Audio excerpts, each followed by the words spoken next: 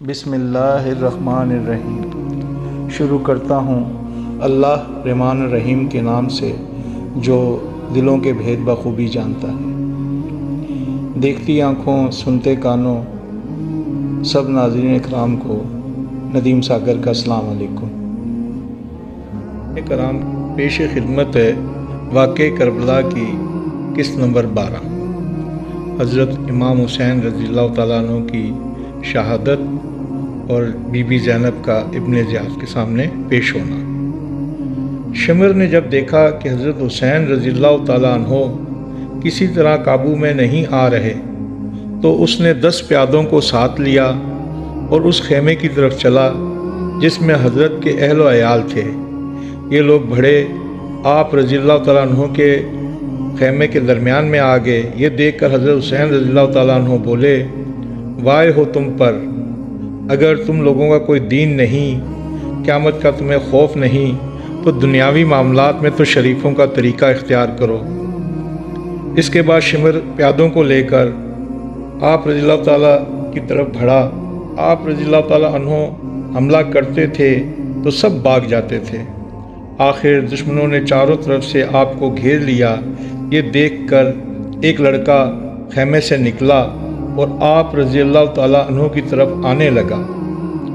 آپ رضی اللہ تعالیٰ عنہ کی بہن حضرت زینب ان کی طرف دوڑیں۔ آپ نے بھی پکار کر کہا، زینب اسے روکو۔ بچے نے کہا، نہ مانا، اور آپ رضی اللہ تعالیٰ عنہ کے پاس آ کر کھڑا ہو گیا۔ بحر بن کعب نے آپ رضی اللہ تعالیٰ عنہ پر تلوار اٹھائی کہ وار کرے۔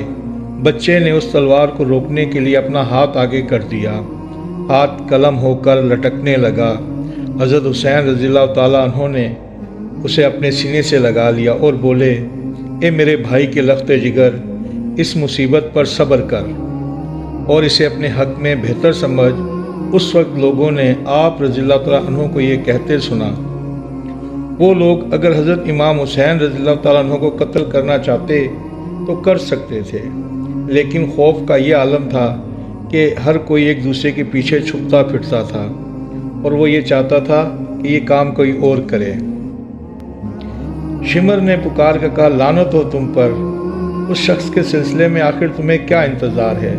ارے تمہاری مائیں تمہیں روئیں، اب اسے قتل کر دو۔ اب ہر طرف سے آپ رضی اللہ تعالیٰ عنہ پر حملہ ہونے لگا۔ ذرا بن شریک تمیمی نے وار کیا، آپ کی ہتھیلی پر اس کی ضرب پڑی، پھر سب ہٹ گئے۔ اس وقت حضرت کا یہ عالم تھا کہ اگر پڑھتے اور پھر اٹھتے تھے۔ پھر اسی حالت میں سنان بن انس نے آپ رضی اللہ تعالیٰ عنہ کو برچھی ماری۔ آپ رضی اللہ تعالیٰ عنہ گرے۔ اس نے خولی بن یزید سے کہا، ان کا سر کاٹ لے۔ خولی اس ارادے سے آگے بڑھا لیکن اس پر کپ کپی طاری ہو گئی، پیچھے ہٹ گیا۔ سنان بن انس نے دیکھ کر کہا، خدا تیرے بازوؤں کو توڑے۔ یہ کہہ کر وہ آپ رضی اللہ تعالیٰ عنہ کی طرف بڑھا اور آپ رضی اللہ تعالیٰ عنہ کا سر کاٹ لیا۔ انا للہ و انا الیہ راجعون۔ اس سے پہلے آپ رضی اللہ تعالیٰ عنہ پر بہت سی تلواریں پڑ چکی تھیں۔ آپ رضی اللہ تعالیٰ عنہ جو لباس پہنے ہوئے تھے وہ بھی جگہ جگہ سے کٹ گیا تھا۔ بحر بن کعب نے آپ رضی اللہ تعالیٰ عنہ کا پاجامہ لیا۔ قیس بن اشعث نے آپ رضی اللہ تعالیٰ عنہ کی چادر اتار لی۔ ایک شخص نے تلوار نکال لی۔ یہ لوگ آپ کے سامان اور اونٹوں کی طرف بڑھے اور سب چیزیں لوٹ لیں۔ اس کے بعد اہل حرم کے خیمے لوٹنے لگے۔ حال یہ تھا کہ ایک ایک بی بی کے سر سے چادر تک اتار لی گئی، زیورات نوچ لیے گئے۔ توبہ، نعوذ باللہ۔ آپ رضی اللہ تعالیٰ عنہ کے انصار میں سوید بن عمرو زخمیوں میں چور ہو کر پڑے تھے۔ انہوں نے لوگوں کو کہتے سنا، حسین شہید ہو گئے ہیں۔ ذرا چونکے تو دیکھا کہ تلوار تو کوئی ان کے لے گیا ہے، لیکن ایک چھری ان کے پاس موجود تھی۔ اسی چھری کو لے کر انہوں نے لڑنا شروع کیا۔ عروہ بن عطار اور زین بن رکات نے مل کر انہیں شہید کیا۔ یہ کربلا میں سب سے آخر میں شہید ہوئے۔ شمر اپنے پیادوں کو لے کر علی بن حسین رضی اللہ تعالیٰ عنہ کی طرف آیا۔ وہ بیمار تھے۔ اس نے کہا، اسے بھی قتل کر دو۔ یہ سن کر حمید بن مسلم نے کہا، سبحان اللہ، ہمیں بچوں کو قتل نہیں کرنا چاہیے۔ اتنے میں ابن سعد ادھر آ گیا۔ اس نے ہدایت کی کہ عورتوں کے خیموں میں ہرگز کوئی نہ جائے۔ اور اس بیمار لڑکے کو کوئی قتل نہ کرے، اور جس نے ان کا کوئی سامان لوٹا ہو واپس کر دے۔ لیکن کسی نے کوئی چیز واپس نہیں کی۔ اس کے بعد ابن سعد کے حکم پر حضرت امام حسین رضی اللہ تعالیٰ عنہ کے جسم مبارک پر گھوڑے دوڑائے گئے، یہاں تک کہ ان کا سینہ چور چور ہو گیا۔ گھوڑے دوڑانے والوں میں ایک شخص حبس بن مرثد حضری تھا۔ ایک تیر کہیں سے آ کر اسے اسی وقت لگا جب وہ ابھی میدان میں ہی تھا۔ تیر اس کے دل پر لگا اور وہ واصل جہنم ہوا۔ حضرت حسین رضی اللہ تعالیٰ عنہ کے ساتھیوں میں 72 آدمی شہید ہوئے۔ ان کے قتل ہونے کے بعد دوسرے دن بنی اسد کے لوگوں نے مل کر ان لوگوں کی لاشوں کو دفن کیا۔ یہ لوگ مقام غازیہ میں رہتے تھے۔ ابن سعد کے ساتھیوں میں 88 آدمی واصل جہنم ہوئے، زخمی ان کے علاوہ تھے۔ حضرت امام حسین رضی اللہ تعالیٰ عنہ کے سر کو اسی دن خولی بن یزید اور حمید بن مسلم کے ہاتھ ابن زیاد کے پاس روانہ کر دیا گیا۔ خولی جب محل کے دروازے پر پہنچا تو دروازہ بند ہو چکا تھا۔ یہ سر کو لے کر اپنے گھر آ گیا۔ اس کی بیوی نے سر کو دیکھ کر کہا، لعنت ہو تجھ پر، تو نواسہ رسول کا سر اپنے گھر میں لے کر آیا۔ پھر وہ سر کے پاس گئی۔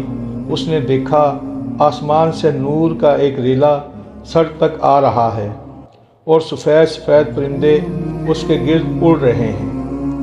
ابن سعد نے اس دن وہی قیام کیا۔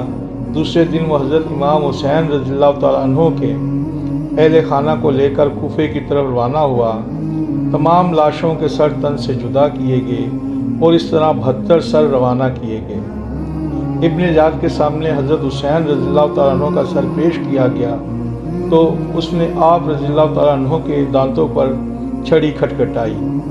یہ دیکھ کر اس کے ایک درباری زید بن ارقم سے رہا نہ گیا، بولے، ان دانتوں پر سے چھڑی ہٹا لے، خدا کی قسم میں نے رسول اللہ صلی اللہ علیہ وسلم کو اپنے ہونٹوں سے ان دانتوں کو پیار کرتے دیکھا ہے۔ اور یہ کہہ کر وہ بری طرح رونے لگا۔ حضرت زینب رضی اللہ تعالیٰ عنہ کی طرف دیکھا اور پوچھا، تم کون ہو؟ حضرت زینب نے جواب نہ دیا۔ اس نے 3 بار پوچھا۔ انہوں نے اپنا نام بتایا۔ یہ سن کر زیاد بولا، خدا کا شکر ہے جس نے تم لوگوں کو اس حال تک پہنچایا۔ یہ سن کر حضرت زینب نے کہا، شکر ہے خدا کا جس نے محمد صلی اللہ علیہ وسلم کے سبب سے ہم لوگوں کے مقدر میں قتل ہونا تھا۔ اب تو بھی اور وہ لوگ بھی خدا کے سامنے جائیں گے، وہیں پر فیصلہ ہوگا۔ پھر حضرت علی بن حسین رضی اللہ تعالیٰ عنہ کو اس کے سامنے پیش کیا گیا۔ اس نے پوچھا، انہیں اب تک قتل کیوں نہیں کیا گیا؟ فوراً انہیں بھی قتل کر دو۔ اس پر حضرت علی بن حسین امام زین العابدین رضی اللہ تعالیٰ عنہ نے ان سے پوچھا، تم ان عورتوں کی حفاظت کے لیے کسے مقرر کرو گے؟ حضرت زینب رضی اللہ تعالیٰ عنہ اٹھ کر امام زین العابدین رضی اللہ تعالیٰ سے لپٹ گئیں اور بولیں، اے ابن زیاد، کیا ابھی تک خون بہانے سے تیرا دل نہیں بھرا؟ میں تجھے خدا کا واسطہ دیتی ہوں، اس کے ساتھ مجھے بھی قتل کر دے۔ علی بن حسین رضی اللہ تعالیٰ عنہ بولے، میرے قتل کے بعد کسی پرہیزگار کو ان عورتوں کے ساتھ روانہ کرنا جو مسلمانوں کی طرح ان کے ساتھ رہے۔ ابن زیاد زیادہ دیر تک حضرت زینب رضی اللہ تعالیٰ عنہ اور علی بن حسین رضی اللہ تعالیٰ عنہ کو دیکھتا رہا، پھر بولا، اس خون کے جوش پر تعجب ہوتا ہے۔ انہیں یہ آرزو ہے کہ اگر میں اس لڑکے کو قتل کروں تو اس کے ساتھ انہیں بھی قتل کر دوں۔ اچھا، لڑکے کو چھوڑ دو، جاؤ اپنے گھر کی عورتوں کے ساتھ تم بھی چلے جاؤ۔ ابن زیاد نے کوفے کی مسجد میں اپنی فتح کا اعلان کرتے ہوئے یہ الفاظ کہے، خدا کا شکر ہے جس نے ہمیں فتح دی، جھوٹوں کے گروہ کو قتل کیا۔ یہ سن کر عبداللہ بن غزیف اٹھ کر اس کی طرف دوڑے۔ یہ اندھے تھے، ان کی آنکھ جنگ جمل میں جاتی رہی تھی۔ جنگ جمل میں یہ حضرت علی رضی اللہ عنہ کے لشکر میں شامل تھے۔ جنگ صفین بھی ان کے سر اور پیشانی پر زخم آئے تھے اور دوسری آنکھ بھی جاتی رہی۔ اس وقت یہ مسجد میں ہی رہتے تھے۔ ابن زیاد کے الفاظ سن کر ان سے برداشت نہ ہو سکا اور زور سے چلائے، او مرجانہ کے بیٹے، جھوٹا تو، تیرا باپ اور وہ جس نے تجھے حاکم بنایا، تم لوگ पैगंबरों के फर्जंदों को कत्ल करते हो और ख़ुद को सच्चा कहते हो, लानत हो तुम पर। ये सुनकर इब्न ज़ियाद को गुस्सा आ गया।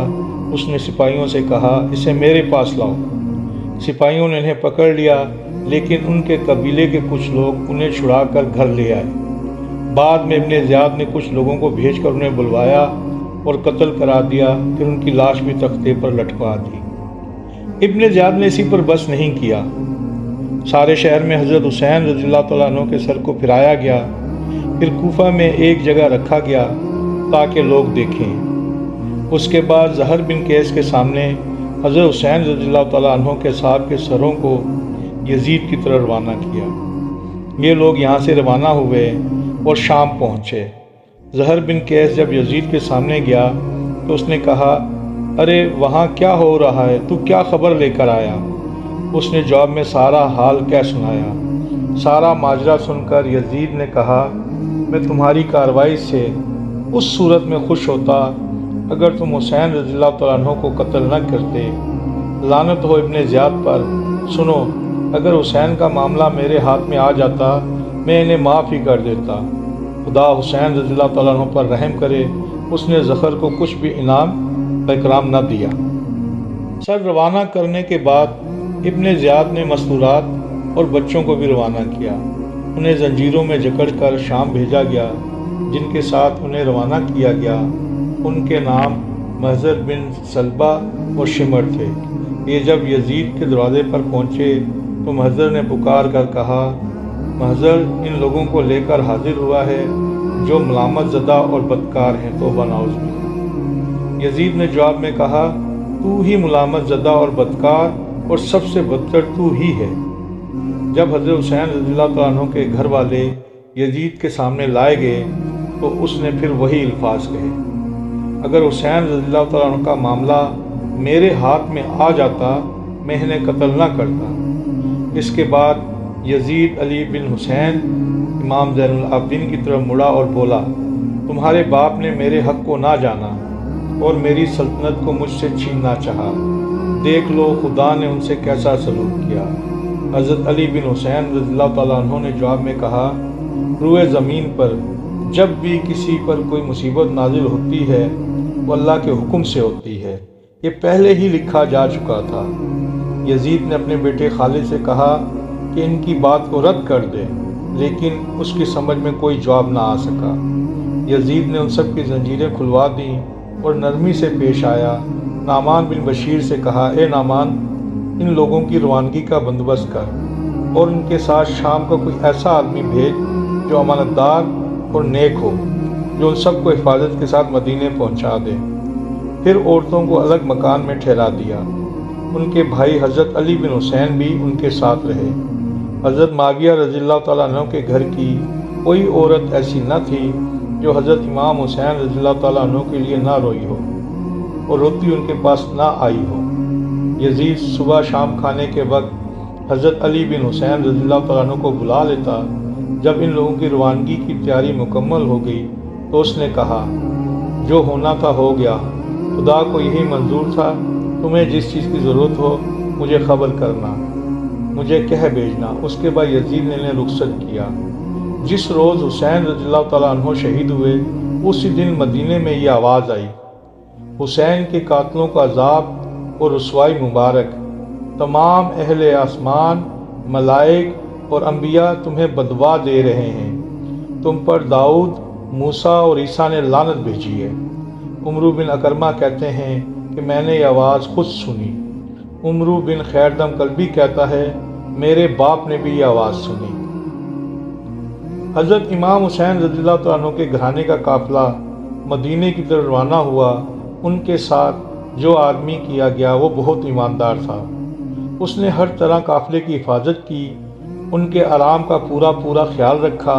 हज़रत ज़ैनब रज़ियल्लाहु तआला अन्हु ने खुश होकर उसे इनाम में अपने जेवर देना चाहे तो उसने लेने से इनकार कर दिया और कहा, अगर मुझे दुनिया की लालच होती तो इससे भी कम किसी जेवर से खुश हो जाता, लेकिन मैंने जो खिदमत की है वो अल्लाह की खुशनुदी और रसूलुल्लाह सल्लल्लाहु अलैहि वसल्लम से जो कराबत आप लोगों को है उसके ख्याल से की है। ये काफ़िला जब मदीने पहुंचा वहाँ कोहराम मच गया। عورتیں گھروں سے نکل آئیں اور دھاڑے مار مار کر رونے لگیں۔ شہادت حسین رضی اللہ تعالیٰ عنہ کے بعد یزید تقریباً 3 سال تک حکمراں رہا، پھر اسے موت نے آ لیا اور وہ بھی جہنم کی طرف روانہ ہوا۔ اس کی موت کے فوراً بعد کوفے میں لوگ عبید اللہ بن زیاد کے خلاف ہو گئے، اسے کوفے سے بھاگنا پڑا۔ اس نے شام میں جا کر پناہ لی۔ ادھر مکے میں حضرت عبداللہ بن زبیر کی بیعت کر لی گئی، ان کی بیعت کا دائرہ پھیلتا چلا گیا۔ کوفے کے جن لوگوں نے حضرت امام حسین رضی اللہ تعالیٰ عنہ کو خطوط لکھ کر بلایا تھا، ان کی شہادت کے بعد ان کی آنکھیں کھلیں۔ انہوں نے یہ کیا کیا؟ حضرت امام حسین رضی اللہ تعالیٰ عنہ کو بے یار و مددگار چھوڑ دیا۔ وہ سب جمع ہوئے ہیں۔ انہوں نے اپنا سردار سلیمان بن مرو کو مقرر کیا اور انتقام حسین کا نعرہ لگایا۔ ان کے گرد ہزاروں لوگ جمع ہو گئے۔ انہوں نے سب سے پہلے ابن زیاد سے انتقام لینے کا پروگرام بنایا اور کوفے سے شام کی طرف روانہ ہوئے۔ ادھر سے ابن زیاد لشکر لے کر نکلا۔ شروع میں سلیمان بن مرو کے لشکر کو کامیابی ہوئی، لیکن بعد میں شکست ہوئی اور وہ شہید ہو گئے۔ پھر ایسا ہوا کہ مختار بن عبید ثقفی انتقام حسین رضی اللہ تعالیٰ عنہ کا نعرہ لے کر اٹھا اور بہت جلد اقتدار پر قبضہ کر لینے میں کامیاب ہو گیا۔ اس نے ایک جنگ میں تقریباً 500 آدمیوں کو گرفتار کیا۔ ان میں سے تقریباً آدھے آدمی وہ تھے جنہوں نے شہادت حسین رضی اللہ تعالیٰ عنہ میں حصہ لیا تھا۔ اس نے ان سب کو قتل کر ڈالا اور باقیوں کو رہا کر دیا۔ ان لوگوں نے فارغ ہو کر مختار نے خاص قاتلوں کی تلاش میں اپنے آدمی دوڑائے۔ ادھر قاتل ادھر ادھر چھپتے پھرنے لگے۔ اس نے اپنے غلام کو شمر بن ذل جوشن کے تعاقب میں روانہ کیا۔ وہ شمر کے قریب پہنچا تو اسے قتل کے کریا کلبانہ چلا گیا۔ دل میں خیال کیا کہ اب بچ گیا، چنانچہ اس کریے میں رہنے لگا۔ مختار کا ایک اور آدمی اس کریے کے نزدیک ہی ایک دوسرے کریے میں ٹھہرا ہوا تھا۔ اسے اتفاقاً شمر کی خبر لگ گئی۔ وہ فوراً سوار ہو کر آیا اور شمر اور اس کے ساتھیوں کو گھیرے میں لیا۔ تقریباً 70-80 آدمی مارے گئے۔ شمر کو قتل کر کے اس کی لاش کتوں اور مردار پر جانوروں کے آگے ڈال دی گئی۔ یہ واقعہ 66 ہجری کا ہے۔ شمر کے قتل نے واقعہ کربلا کے قاتلوں میں خوف و ہراس کی لہر دوڑا دی۔ وہ ڈر کر بصرے کی طرف نکل کھڑے ہوئے۔ مختار قاتل نے حسین کو چن چن کر قتل کرنے لگا۔ عبید اللہ بن اسد، مالک بن نصیر کندی، حمل بن مالک محربی کو قادسیہ سے گرفتار کر کے اس نے قتل کیا گیا۔ اس کے بعد زیاد بن مالک ضبی، عمران بن خالد اشری، عبد الرحمن ابی خشکارہ اور عبداللہ کیس زنجیروں میں جکڑ کر اس کے سامنے لائے گئے۔ انہوں نے حضرت امام حسین رضی اللہ تعالیٰ عنہ کا سامان لوٹا تھا۔ مختار نے ان سب کے قتل کا حکم دے دیا۔ پھر عبداللہ یا عبد الرحمن بن طلحہ، عبداللہ بن وہب ہمدانی کو پیش کیا گیا اور اسی وقت قتل کر ڈالا گیا۔ عثمان بن خالد، ابو اسما شبینہ بن سمیت نے حضرت مسلم کے بیٹے حضرت عبد الرحمن کو شہید کیا تھا اور ان کا سامان لوٹا تھا۔ انہیں قتل کر کے آگ میں جلا ڈالا گیا۔ خولی بن یزید نے حضرت امام حسین رضی اللہ تعالیٰ عنہ کا سر اتارا تھا۔ یہ جان کے خوف سے چھپ گیا، لیکن لوگ اسے ڈھونڈ لائے۔ اس کا سر کاٹ کر مختار کے سامنے پیش کیا گیا اور مختار نے اس کے سر کو جلوا دیا۔ اس کے بعد عمرو بن سعد کے قتل کا حکم دیا گیا۔ ابو عمرو اس کا سر کاٹ لایا۔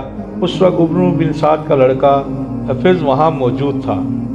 مختار نے اس سے پوچھا، اس سر کو پہچانتے ہو؟ اس نے کہا، ہاں میں پہچانتا ہوں، اس کے بعد اب جینے کا کیا مزہ۔ یہ سن کر مختار نے اس کے بھی قتل کا حکم دے دیا اور بولا، عمرو بن سعد کا قتل خون حسین کے بدلے اور تیرا قتل شہزادے علی اصغر کے خون کے بدلے میں۔ ان دونوں کے سر کاٹ کر محمد بن حنفیہ کے پاس مدینے بھیج دیے گئے۔ عمرو بن سعد کے بعد حکیم بن طفیل کو پیش کیا گیا، اسے بھی قتل کر ڈالا گیا۔ پھر مرو بن عبد کیس کے قتل کا حکم صادر ہوا۔ لوگوں نے ان کے گھر کا محاصرہ کر لیا۔ یہ گھر سے گھوڑے پر سوار ہو کر نکلا اور نیزہ بازی کرتا ہوا بھاگ نکلا، لیکن اس کا ایک بازو بیکار ہو گیا۔ یزید بن فاطمہ کی گرفتاری کے لیے اسے چاروں طرف سے گھیر لیا گیا۔ اس نے حضرت عبداللہ بن مسلم رضی اللہ تعالیٰ عنہ کو تیر سے شہید کیا تھا۔ اس پر پتھر برسائے گئے۔ पत्थर खाकर ये गिरा, फिर इसे जिंदा जला दिया गया। सनान बिन अंस ने हज़रत हुसैन रज़ियल्लाहु तआला अन्हु को शहीद किया था। वो बसरे की तरफ भाग गया। मुख्तार ने उसका घर गिरवा दिया। उसके बाद उम्र बिन सुबा सदाई को जंजीरों में जकड़ कर मुख्तार के सामने लाया गया। मुख्तार ने उसका घर गिरवा दिया।